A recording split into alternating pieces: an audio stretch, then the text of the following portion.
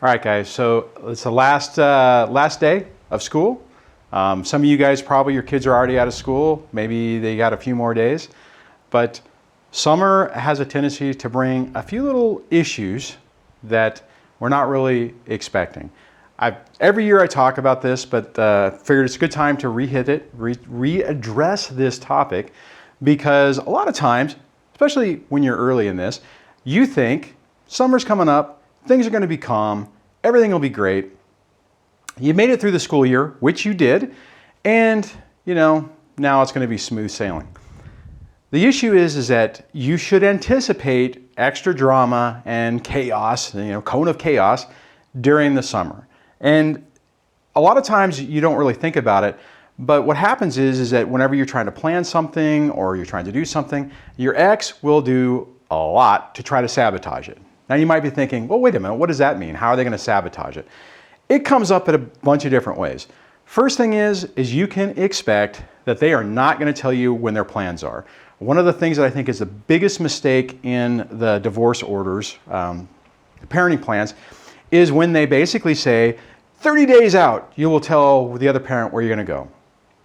Problem is, 30 days out, you can't really plan a whole hell of a lot. If you're going someplace and you need to secure a campground, hotel, lodging, or whatever the heck it is, you can't do it 60 days or 30 days out. Actually, a lot of times you need more time. So you can also expect that they're not going to work with you on it. That I had this early on where every year I was like, hey, what are you going to do? What's your time?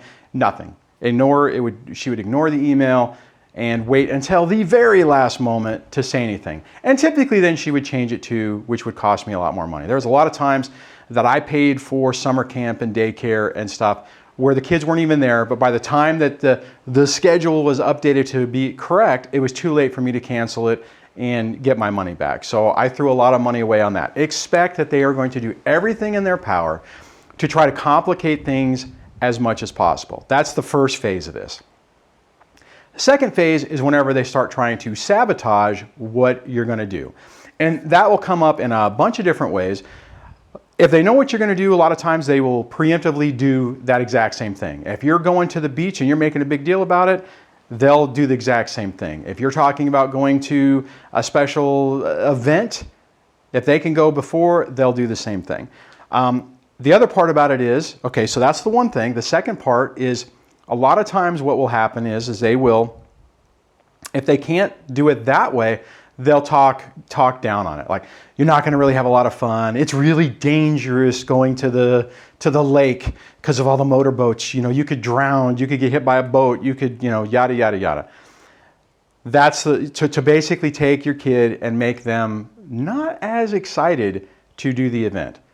And then if they're not able to do that, the next phase on that is to turn around and you have a good time. You do something with your kids. They're excited about it. They go back to the other parent, and when they come back, their memory of it is completely jaded and it's completely different, and they didn't have as much fun as they said they had, and they didn't really like it, and they don't really want to do it again.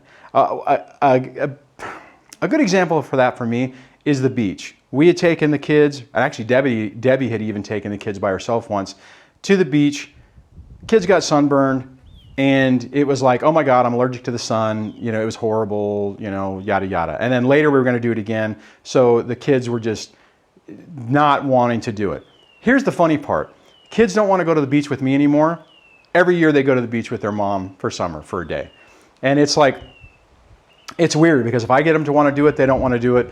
But then I get to hear about how they went to the beach and how it was fun with their mom. That's the type of stuff that's happened. That's the type of stuff that you need to be prepared for. Now, the thing on that is look at what you're actually doing with your kids and what the real emotions are. Like that one example I was just mentioning where, we went and did something and it was great and they had fun. Look at that. If you are doing something with your children and they're having a good time and they're loving on you and they're showing or demonstrating that they're enjoying that time, lock into that. Journal about that. Take video of that. Write about that. Whatever you have to do to remind yourself of it. Because when your kids come back and their mood has changed, you have to remember that original feeling of what you had and not getting frustrated about the brainwashing that's happening when they're with the other parent. The main thing on this is just anticipate that shenanigans are going to happen. Because if you're prepared for it and you're thinking about it and you're planning around it, then the impact of it will be a lot less. When I was going through this early on, it did really bother me. I mean, it was really frustrating, and seeing that difference of when the kids were with me and then when they were with their mom and how those times changed would really bother me, and it would really anger me. Again, I've said this many times, our kids are going through a hellacious experience too. They're trying to play this game to navigate the situation with us and with the other parent, and they're trying to balance of how they're supposed to react, how they're supposed to deal with things. And it makes it really, really complicated for them because they can't get away from it. You know, at least we don't have to be there. At least we're not in the same house for the most part. Meaning unless some of you guys are still with your ex, but if it's completely separated, the divorce is final, and it's, you know, North and South Korea, as I like to call it, we don't have to deal with that daily interaction. Our kids do. Their kids are trying to balance us. Our kids are trying to balance the other parent and what they can say and what they can't say.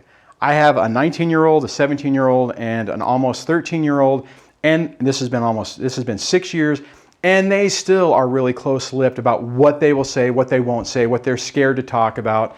Unfortunately, when you're dealing with a toxic ex, these things are just commonplace.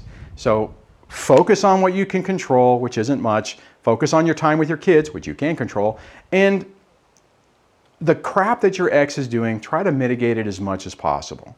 It's really annoying when you go do something and your kids come back and they don't like it or they're down on it.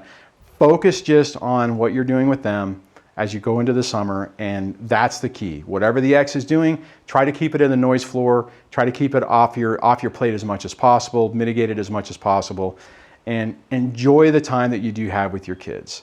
So on that, I'm going to wrap this video up. Hopefully you guys are starting the summer strong. Hopefully you're looking forward to it. Maybe you have some cool plans.